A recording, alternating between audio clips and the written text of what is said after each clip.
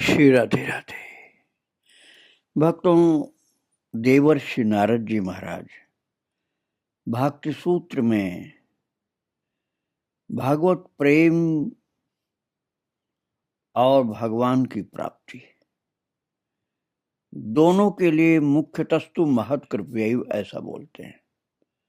मुख्यतस्तु महत्कृपैव अर्थात मुख्य रूप से भगवान के विशेष प्रेमी जनों के द्वारा ही ये उपलब्धि होती है, अर्थात भगवत प्रेम की उपलब्धि, भगवान की उपलब्धि भगवान के महान प्रेमी जनों के द्वारा होती है, ऐसा देवर्षि नारद जी ने बताया है।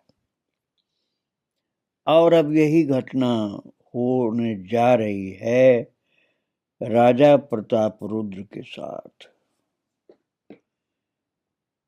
और वो वास्तव में राजा होने पर भी महान भक्त हैं।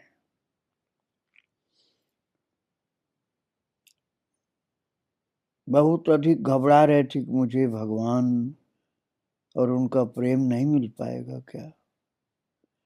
रामानंद ने कहा, रामानंद राय ने, कि धैर्य रखिए, काम प्राय हो गया है, थोड़ा सा विलंब है और कुछ काल थोड़ी सी प्रतीक्षा करनी होगी। रामानंद अपने उद्यान में वास करते थे, पहले आपको सुना चुका हूं। और महाराज आप पहले सुन चुके हैं कि स्वयं प्रभु पहुंचे थे वहां उनके पास, रामानंद राय के पास। वो चरित्र में पहले आपको सुना चुका हूं। रामानंद ने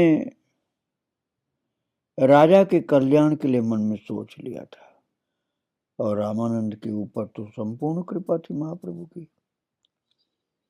बोले, प्रभु, राजा के पास जाना मेरे लिए कठिन हो गया। मिलते केवल एक ही बात कहते हैं वो, कि प्रभु के दर्शन करा दो, तुम चाहो तो करा सकते हो। राजा पागल जैसे हो गए हैं, उनका कुछ ऐसा ही भाव है। यदि आपने दर्शन नहीं दिए तो उनके प्राण बचेंगे नहीं। ये सुनकर कि प्रभु कुछ कातर से हुए, कहने लगे, रामानंद, तुम लोग मुझे राजा की बात बताकर दुख क्यों देते हो? उन्हें दर्शन देने में कोई आपत्ति नहीं, पर नियम विरुद्ध कार्य कैसे करूं? रामानंद राय ने कहा, तुमको अब कौन सी विधि का पालन करना होगा प्रभु, मैं नहीं जानता। यदि कहो कि जीव शिक्षा के निमित्त सारी विधि का पालन करना तुम्हारा कर्तव्य है, तो यह सत्य है। चलो ठीक है, आप ऐसा पालन करना चाहते हैं, किंतु राजा जो आप कह रहे हैं प्रताप रुद्र को, वो नाम मात्र के ही राजा हैं, आचरण से पूरे के पूरे भक्त हैं, वेशभूषा से राजा है। प्रभु ने कहा, वो मैं जानता हूं, किंतु मेरी जो अवस्था है उसे देखते हुए सभी बातों पर विचार करके मुझे सतर्क होकर चलना पड़ता है। मेरा एक भी दोष दिखाई पड़ेगा तो जीव हरिनाम नहीं लेंगे। रामानंद राय बोले, प्रभु, तुमने लाख लाख अधम पतित अस्पृश्य पामरों को अधम से उत्तम कर दिया, यहाँ तक कि ब्रज रस दान दिया। फिर राजा तो तुम्हारे भक्त हैं, उन्हें वंचित रखोगे? ये भी तो संगत नहीं है। प्रभु ने कुछ सोचकर कहा, थोड़ा सा चुप होकर, फिर बोले, रामानंद, तुम एक कार्य करो, राजा के पुत्र को ले आओ। शास्त्र कहते हैं, आत्मा वही जायते पुत्र। राजा के पुत्र से मिलूंगा, राजा इसी से संतुष्ट हो। राजा से मिलना मुझ सन्यासी के लिए कौन सा धर्म है कि राजा से मैं मिलूं? रामानंद इस बात से पूरी तरह न सही, किंतु कुछ आनंदित हुए। और इसी आनंद के साथ उन्होंने राजा के निकट जाकर सारी बात बताई। अंत में बोले, प्रभु की तुम्हारे ऊपर संपूर्ण कृपा है और उस कृपा का ये आरंभ है। इससे राजा भी आनंदित हुए। तब रसिक भक्त चूड़ामणि जगन्नाथ वल्लभ वास्तव में रामानंद राजपुत्र को सजाने लगे। एक ऐसा बंगला में नाटक है भक्तों, जगन्नाथ वल्लभ नाटक, उसमें इसका वर्णन किया गया है। राजा प्रतापरुद्र वास्तव में प्रसन्न हुए कि प्रभु मुझे तो नहीं स्वीकार कर रहे हैं, किंतु मेरे पुत्र को ये सौभाग्य मिल रहा है कि मुझसे पहले प्रभु के चरणों में स्वीकार किया जा रहा है। राजा इतने प्रसन्न हुए कि वो प्रेम विभोर हो गए। राजकुमार का यौवन अभी प्रारंभिक अवस्था में था, उनका वर्ण श्याम था, इसलिए उनकी वेशभूषा कृष्ण की भांति बनाई, अर्थात पीतांबर पहनाया, और उसी के अनुसार उन्हें मनोमत अलंकारों द्वारा, जो उनको मन को अच्छा लगा, उन अलंकारों द्वारा, आभूषणों द्वारा खूब सजाया। राजकुमार किस प्रकार चले, जैसे युवती पति के साथ प्रथम मिलने के लिए कक्ष में जाती है, उसी प्रकार मंथर गति से कदम कदम पर नूपुर ध्वनि करते करते राजपुत्र प्रभु के निकट उपस्थित हुए। रामानंद की इच्छा थी कि राजपुत्र का लावण्य और हाव भाव प्रभु को भुलावा दे, अर्थात उनको आनंदित करे। उन्होंने उसे उसी प्रकार सजाया तथा इसी प्रकार की अंग भंगी आदि की शिक्षा दी, अंग की भंगिमा आदि की शिक्षा दी कि कैसे वहां चलना है, मुस्कुराना है, कैसे नमन करना है, ये सब सिखाया। और प्रभु राजपुत्र को देख करके वास्तव में भुलावे में आ गए। राजपुत्र को देखते उन्हें राधा भाव से श्याम सुंदर की स्मृति हुई। प्रभु उठ करके महाराज विवश से होकर के राजकुमार से बोले, तुम बड़े भाग्यवान हो, तुम्हारे दर्शन से मुझे ब्रजेंद्र नंदन की स्मृति हुई। ये कहते कहते प्रभु ने कुमार को आलिंगन किया, छाती से चिपका लिया, गले से लगा लिया। किंतु राजकुमार ने क्या किया, प्रभु स्पर्शे राजपुत्रेर होइलो प्रेमावेश, स्वेद कंप अश्रु स्तंभ पुलक विशेष, कृष्ण कृष्ण कहे नाचे करे रोदन। महाराज जब राजकुमार को छाती से चिपका लिया गौरांग महाप्रभु ने, तो वर्णन है ऐसा कि प्रभु स्पर्शे राजपुत्रेर होइलो प्रेमावेश, स्वेद कंप अश्रु स्तंभ पुलक विशेष, कृष्ण कृष्ण कहे नाचे करे रोदन। अर्थात भगवान ने जब स्पर्श किया ना गौरांग महाप्रभु ने, तो राजा प्रताप रुद्र का जो बेटा कृष्ण की तरह सजा करके भेजा गया था, वो प्रभु के स्पर्श प्राप्त करते ही राजपुत्र प्रेमावेश युक्त हो गया। उसके शरीर से झरझर पसीना चालू हो गया, कंपायमान हो गया, आंसू की धाराएं लग गई दोनों आंखों से, और जड़ जैसा शरीर होने लगा। फिर कंपायमान पुलक होने लगा, रोंगटे खड़े हो गए, सब कांटे की तरह से बाल सब खड़े हो गए, और फिर रोने लगा, जोर जोर से रोने लगा। और प्रभु का कृष्ण कृष्ण ऐसी बोलते बोलते नाचने लगा, और फिर रोने लगा जोर जोर से। प्रभु ने प्रयत्न पूर्वक उसको शांत किया, पकड़ करके नृत्य रुकवाया, व्याकुलता को शांत किया। प्रभु ने कहा, तुम भागवतोत्तम हो, अर्थात महान भगवत भक्त हो, यहां प्रतिदिन आना। राजकुमार प्रभु से विदा लेकर पिता के निकट जब गए, प्रभु के आलिंगन के कारण राजकुमार आनंद से डगमगा रहे हैं। शरीर पुलक से भर गया है, नेत्रों से धारा बही जा रही, रुकी नहीं रही। महाराज, उनको लगता था जैसे मेरा अब जन्म हुआ है मनुष्य के रूप में। उनका रूप इतना मनोहर हो गया कि वे पहचानने में नहीं आ रहे।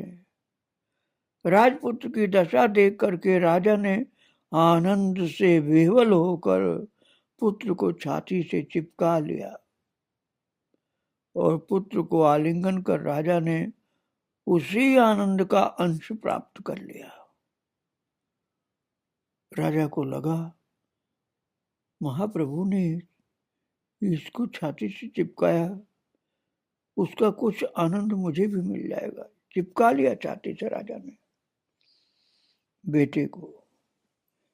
जो व्यक्ति श्रीअंग का स्पर्श प्राप्त कर चुका है, उसके अंग स्पर्श का आस्वादन कर राजा का प्रभु के प्रति लोभ नहीं गया, अर्थात पूरा पूरा तृप्ति नहीं हुई, संपूर्ण रूप से तृप्ति नहीं हुई, और बढ़ गई प्यास राजा की। राजा की प्यास और बढ़ गई। पहले तो खूब आनंद आया, फिर सोचने लगी ये तो पुत्र को मैंने आलिंगन किया, यदि प्रभु का आलिंगन मिलेगा तो क्या अद्भुत आनंद होगा। अब उधर ध्यान गया कि प्रभु का आलिंगन प्राप्त होना चाहिए।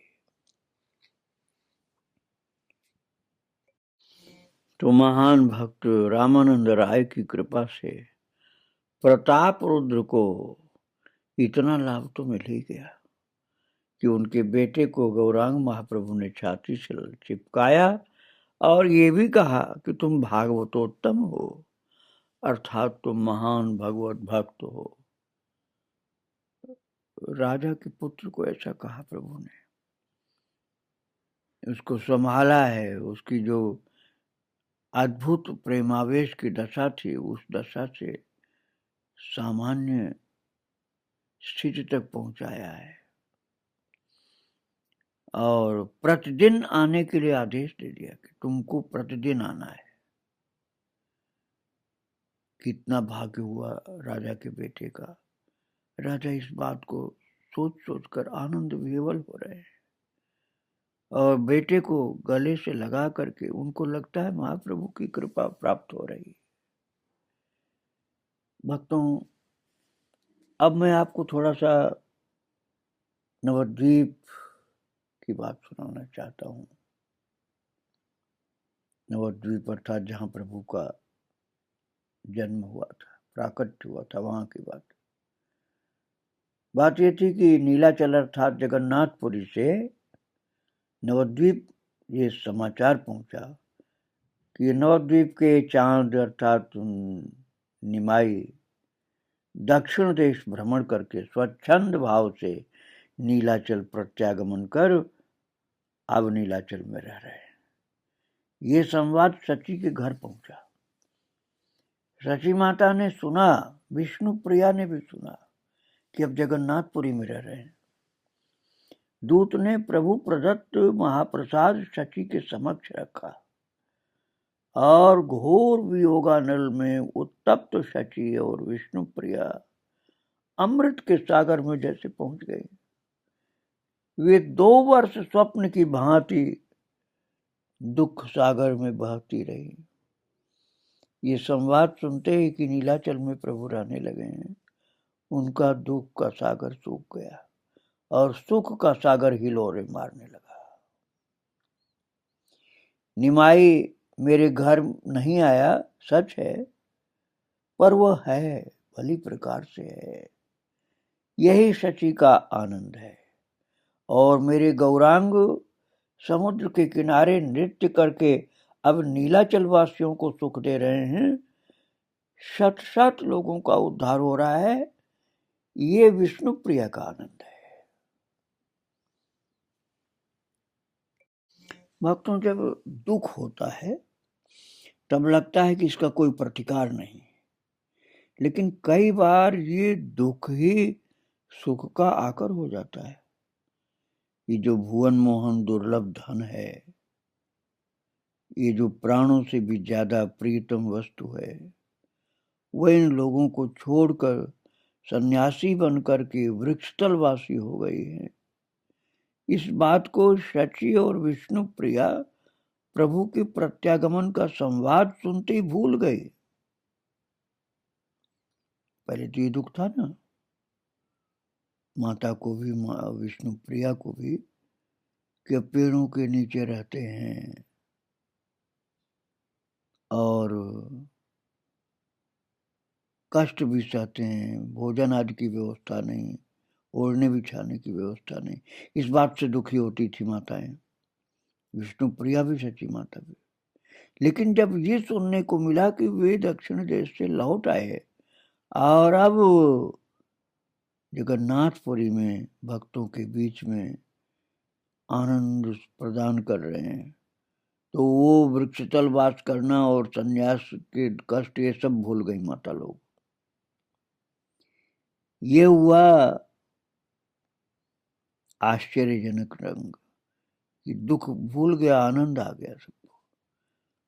और फिर दुख क्या, उनकी इच्छा से अग्नि का गर्त भी सुख सागर में परिणित हो सकता है। भगवान की कृपा हो जाए तो महाराज भारी से भारी दुख भी सुख का रूप ले सकता है। अब वही हो रहा था। सची माता भी आनंद विभोर और विष्णु प्रिया भी आनंद विभोर कि अब तो प्रभु जगन्नाथपुरी में भक्तों के बीच में कीर्तन में मतवाले हो रहे हैं। प्रभु के प्रत्यागमन का संवाद एक मुहूर्त में पूरे नवद्वीप में फैल गया। साथ ही साथ प्रभु का घर भीड़ से भर गया। अब प्रभु तो वहां नहीं थे, वहां तो थी माता, सची माता नव और विष्णु प्रिया माता, लेकिन ये समाचार सुन करके जो उनका नवद्वीप का घर है वो भक्तों से भर गया। और जय नवद्वीप चंद्र, जय नवद्वीप चंद्र की जय। महाराज भक्त लोग जो नवद्वीप वासी बार बार ये जय जयकार की ध्वनि करने लगे। सभी का उठे, चलो चल करके प्रभु के दर्शन हम लोग भी करें। मानो प्रभु दूसरे मोहल्ले में ही रह रहे हो कि इतना जोश से सब चलने को तैयार। महाराज बहुत कठिन था नदिया नवद्वीप से जगन्नाथपुरी जाना, बहुत कठिन था। कई स्टेट पार करनी होती थी, अधिक स्टेट जो थी सब मुसलमानों की थी, और पैदल चलना तमाम मुसलमानों के गांव से, उनके नगरों के बीच से पैदल चलना, सारे दुख, सारी झिड़कियां, सारी गाली उनकी सुननी, फिर भी सब जाने को तैयार।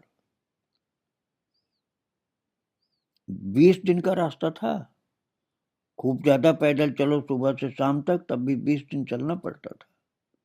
कोई वाहन तो चलता नहीं था। केवल इतना ही नहीं, पथ भी वो बहुत दुर्गम था। ऐसा नहीं कि साफ सुथरा रास्ता हो, नाला, नदी, कांटा, झाड़ी, जंगल, वन में चलना होता था।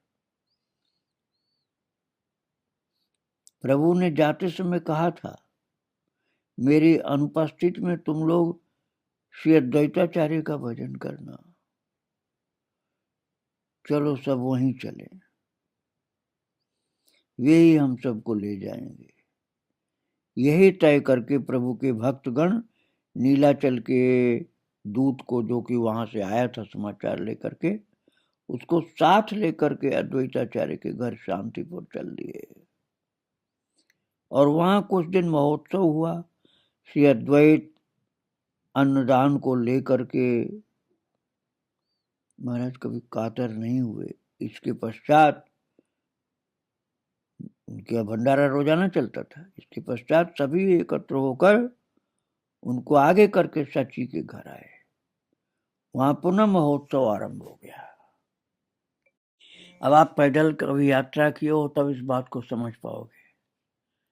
गाड़ी मोटर से जाने पर भी लोग सामान कितना रखते हैं, और पैदल चलना होगा तो रास्ते का खर्चा मतलब रुपया पैसा नहीं, खाने का सामान, राशन, भोजन बनाना पड़ेगा, खाना पड़ेगा, सारा सामान ओढ़ने बिछाने का, ये सब इंतजाम करने लगे। और शची की आज्ञा लेकर उनकी दी हुई सामग्री और विष्णु प्रिया के हाथों तैयार किया उपहार लेकर सभी जय जगन्नाथ, जय जगन्नाथ, जय नवद्वीप चांद बोल करके चल दिए महाराज। ज्येष्ठ मास में दूर देश जाना सुखद कार्य नहीं था। बहुत तेज गर्मी, बहुत तेज धूप, किंतु भक्तों ने कुछ भी महसूस नहीं किया। इतनी कड़क धूप में भी चलना चालू कर दिया। सभी ने प्रभु के निमित्त अति उपादेय खाद्य पदार्थ साथ में लिए कि हम खिलाएंगे, हम अपने घर से ले जाएंगे।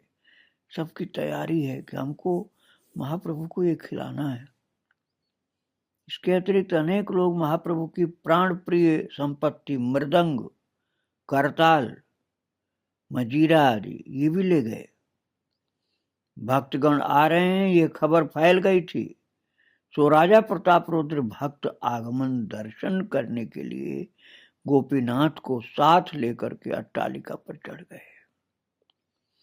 भक्तों ने श्री क्षेत्र पहुंच करके पैरों में नूपुर पहन लिए और मृदंग करताल बजाकर नाचते नाचते चलने लगे। इस प्रकार श्री कृष्ण मंगल गीत की ध्वनि सुनाई देने लगी। 200 भक्त बहुत से मृदंग करतालों के साथ कीर्तन करते करते प्रभु के दर्शन के लिए चल दिए। जो लोग भगवान को भीषण मान करके भजन करते हैं वे तो भयभीत होकर कांपते कांपते तुम दयामय हो, तुम दयामय हो, ये बोलते हैं। और जो महाप्रभु के भक्त हैं वे भगवान को प्रिय से भी अधिक प्रियतम मानकर उनके दर्शन करने पैरों में नूपुर बांध करके नृत्य करते जाते हैं। और कृष्ण मंगल गीत सुनकर के राजा बेहवल हो गए। बोले ये कैसा हुआ सुधा वर्षण, आनंद की वर्षा हो रही, इतना सुंदर प्रेम भरा हुआ गायन।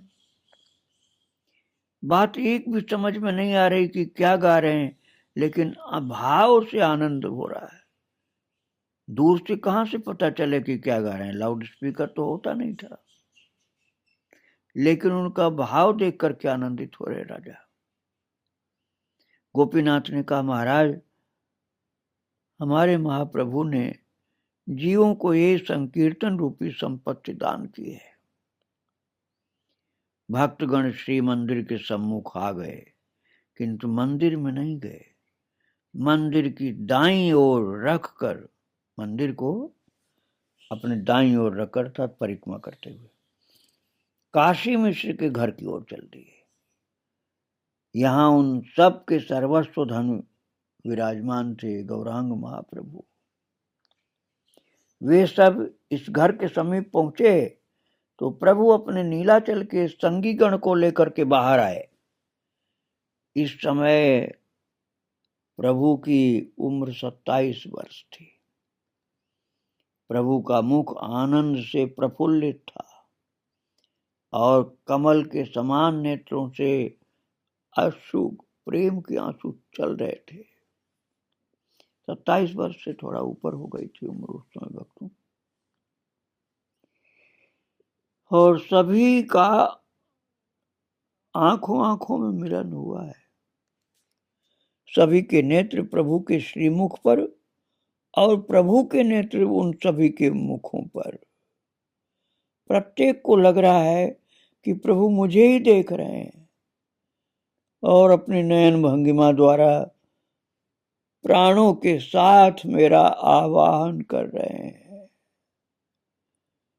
जो इन भक्तों का प्रभु के साथ मिलन हुआ है, नवद्वीप वासियों का वो इतना ज्यादा प्रेम भरे अपनापन के साथ था कि उसका वर्णन करना असंभव है। छल छला कर आंखों से आंसू गिर रहे हैं, रो रहे हैं, लौट रहे हैं लोग, रज में लौट रहे हैं, चरणों में गिर रहे हैं।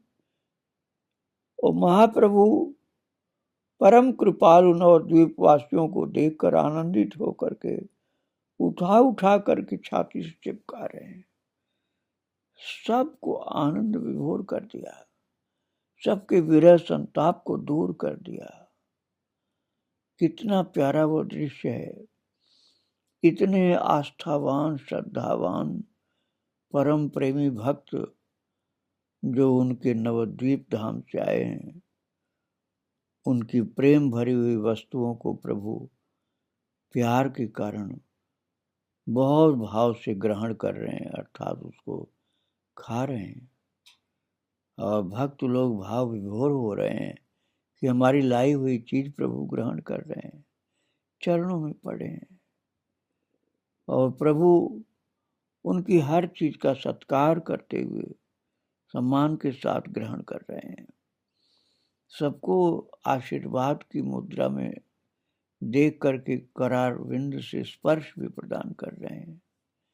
बड़ी सुंदर छवि है। इस समय भगवान अपने भक्तों के प्रति कितने उदार बन गए हैं, उनकी हर चीज को ग्रहण कर रहे हैं भाव से। आओ यही छवि हम अपने हृदय में रखें, फिर चर्चा कल करेंगे। श्री राधे राधे। जय जय श्री राधे श्याम। जय जय श्री सीताराम।